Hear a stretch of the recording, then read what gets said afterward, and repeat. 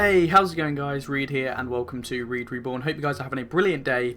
In today's video, obviously with the upcoming release of the open beta of Riders of Icarus on the 6th of July, I thought I would bring you a new player's guide, just sort of tips, information, short facts and stuff, and just things that I sort of wish I'd have known before going into the game, just so tomorrow when you guys jump into the game, your leveling experience will be as smooth as possible, you have a bit more knowledge of the game and you sort of know what some stuff is, and just different stuff like that. So let's get on with this. So the first and most important thing that might just be sort of passed over is the fact that you're going to need to do side quests. I know in other MMOs, obviously the sort of side quest thing is the fact that it's optional. It's not really going to affect you if you don't do it. But no, in Riders of Icarus you are 100% going to need to do the side quests because they're going to give you a majority of the XP towards leveling up. If you just did the main story, you're going to get nowhere near enough XP to continue questing. So I'd recommend picking up every single side quest that's available. Really, they're all sort of in close, all in a close area near the main story, so it's not really too much of an annoyance to do them.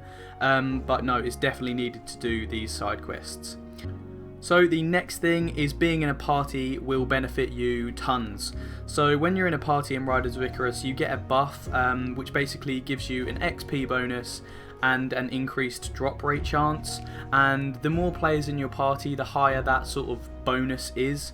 So if you've got 5 players in a party, all together questing and stuff, you're going to get like 100% more XP, you're going to get like 100% more increased drop rates and stuff, so it's definitely worth being in a party. If you're questing solo and you see someone, you've seen them for like the last 10 minutes sort of doing the quests in your area and stuff, I would definitely recommend inviting them to a party because you're both going to benefit from it. You're both going to get more XP, you're going to level up faster and stuff, so it's definitely worth being in a party.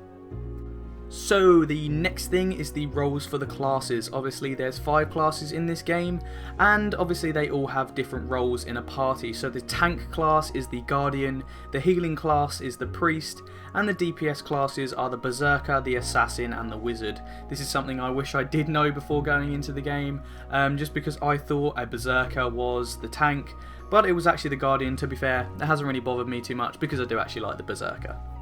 Next thing is that there are items in the game called tempering stones, and they are used to upgrade your gear and weapons. Gear and weapons can be upgraded to plus 20 maximum, but plus 10 you can sort of fail and stuff, but up to plus 10 it's basically like guaranteed, or it can't go down.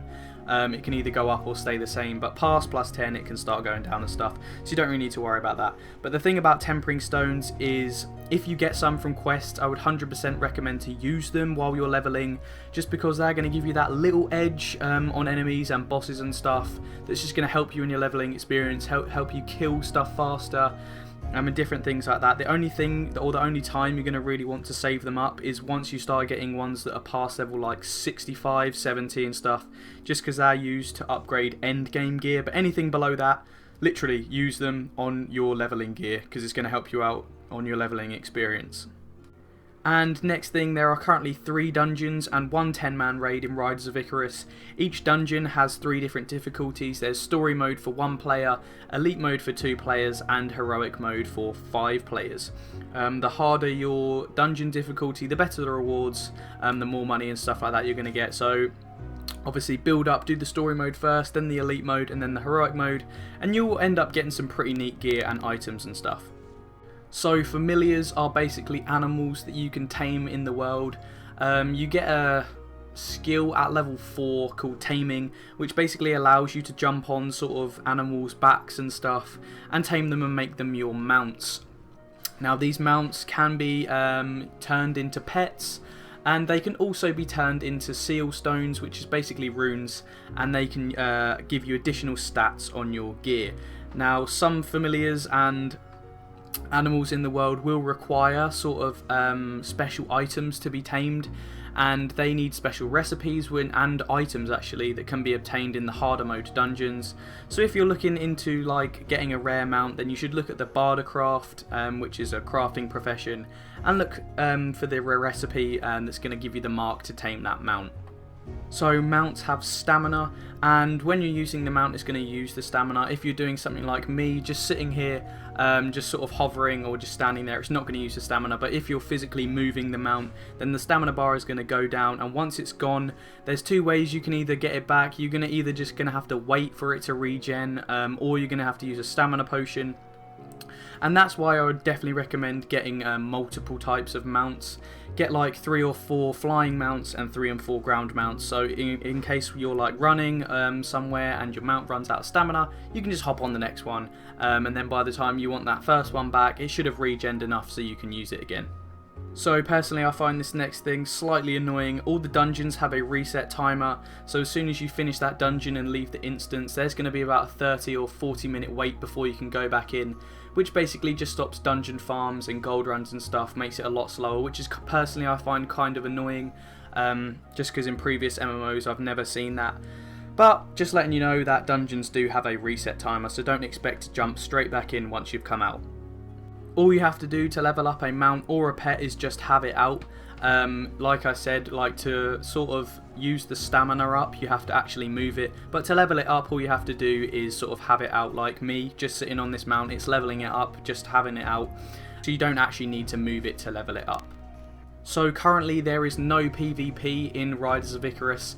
There will be a whole PvP zone, but that is coming in a new patch that will be released in mid-July. If you'd like to look for any more info on that, I'd recommend checking out my devblog 3 video. Just sort of briefly look over what they said about that, but it looks really cool in the future, but currently there isn't any. So next up, crafting in Riders of Icarus is a bit different to normal MMOs. Instead of having sort of one overall level, you have sort of recipe levels. And as you level up those recipes, you can become mastered at it. And once you've become mastered in multiple recipes, you can level up to the sort of next stage of crafting. And that will unlock a load more recipes, and then you're basically going to have to do the same. And that's basically just how you keep on leveling in crafting. Once again, if you'd like any more information or a bit more of a detailed description than that, just check out another video on my channel, my crafting guide.